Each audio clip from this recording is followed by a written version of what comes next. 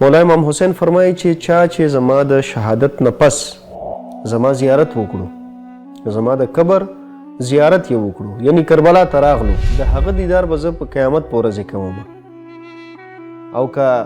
د جهنم نه علاوه بل څه ذریعه نه وي، الله تعالی ورته لیکلي وي چې بس دغه د جهنم دی، نو زما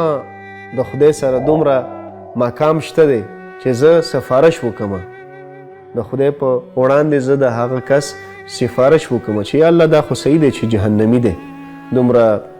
عملونه به بد وي، دومره کردار به بد وي، کیدای شي خو ما سره مینه لرله، زما په مینه کې زما په عشق کې راغلی دی، کربلا ته زما زیارت یې کړی دی. یا خدایا ما د ستا اسلام دپاره خپل ځان قربان کړو، خپل خاندان مې قربان کړو، چې څه را سره و ټول مې قربان کړو، زما دغه سفارش به ومنې که نه چې زما ګناهګار عاشقان د جهنم نه راوباسي. آیا خدای به بیا دغه سفارش دا به رد کي؟ هیڅکله هم داسې نشي کیدی. خدای دې تاسو ته هم دغه مقام نصیب کی چې انشاءالله په معرفت سره د امام حسین علیه السلام زیارت وکړئ، او انشاءالله چې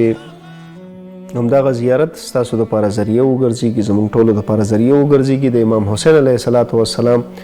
د ملاقات قیامت په ورځې، او انشاءالله چې زموږ عملونه ښکلي وي چې